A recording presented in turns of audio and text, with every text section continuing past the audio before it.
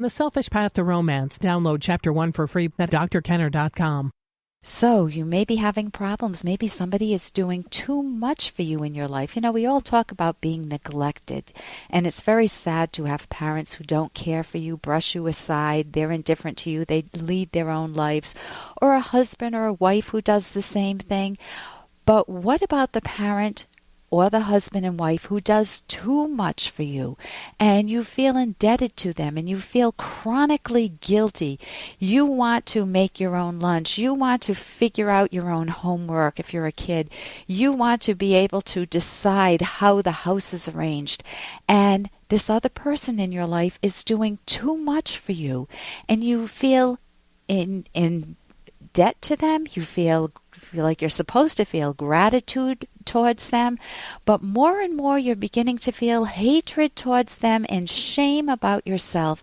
That is not a good pattern to get into. That is a killer pattern, a psychological killer. So sometimes people do kill with kindness, and you need to be able to detect that pattern and not let yourself fall prey or victim to that. Again, I'm Dr. Ellen Kenner. My number is toll-free, 1-877-DRKENNER. And you can call me with questions on that subject. Maybe you're feeling like you are the person that's doing too much for your kids or doing too much for your wife and feeling like it's leading down a very wrong path. Or you can call me with questions on anything. Here's a question I got from Joe. We've all been with people. I can remember in my dating years being with people who were too affectionate for us. You know, you go on a date and the guy or the gal is slobbering all over you and you're not ready, or not affectionate enough. They just feel distant, icy, cold, and you can't melt that ice and you don't know what to do. Joe's struggling with his fiancée, and let's see what your take is on this. Dear Dr. Kenner, my name is Joe. I'm an affectionate person.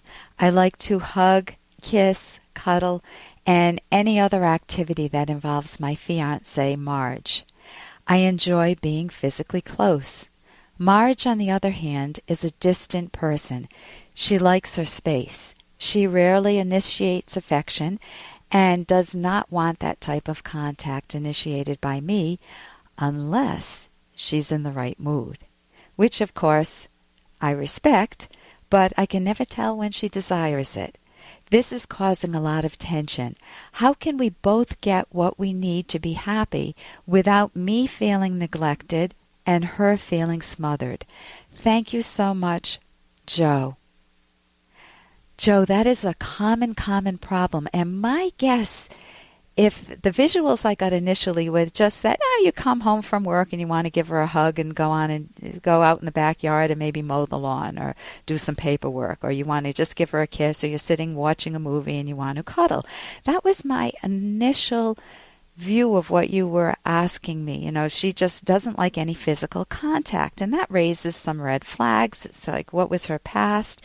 What was her family like? Were they cold and distant? Did she never get that affection and this is odd to her? And is that what's going on? Or did she suffer from some trauma, some abuse, and, giving her a cuddle, coming up from behind her and just hugging her, cuddling her around her ribs, makes her remember the trauma? Is that what's going on? And then I thought, as you went on, it seems like you're talking about sex. It seems like you're talking about intimacy, because you're saying you don't know when she's in the mood. When is she in the right mood? So that is a very common problem. Let me describe what may be the pattern, but it's a very typical pattern, is that your invitations for intimacy, and typically this is true of guys, may be too fast for her, not the right type of invitation, not the type she wants. It may be at a time that she's not interested in intimacy. It may make her feel enormously guilty. I'm not satisfying him. And so she may say she needs her space. This isn't a good time.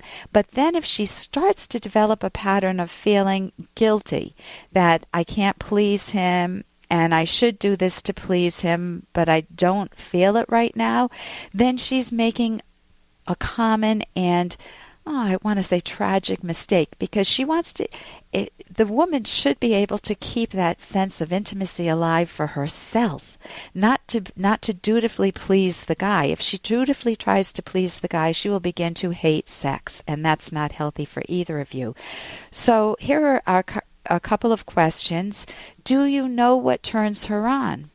Does she know what turns her on? Would you guys be willing to have a conversation about that? Would she be willing to tell you what's a turnoff?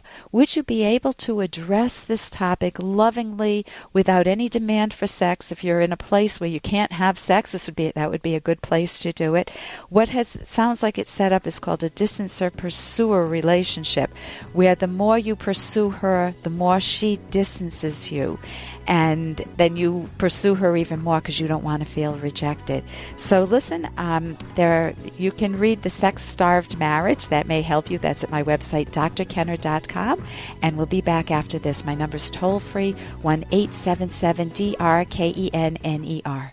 Here's an excerpt from The Selfish Path to Romance by Drs. Kenner and Locke. Here are some tips for handling unreasonable resistance. Be persistent. Go into detective mode to identify the real issue. Draw your partner out so that you both can explore his or her reasoning. Help me better understand why you disagree so strongly.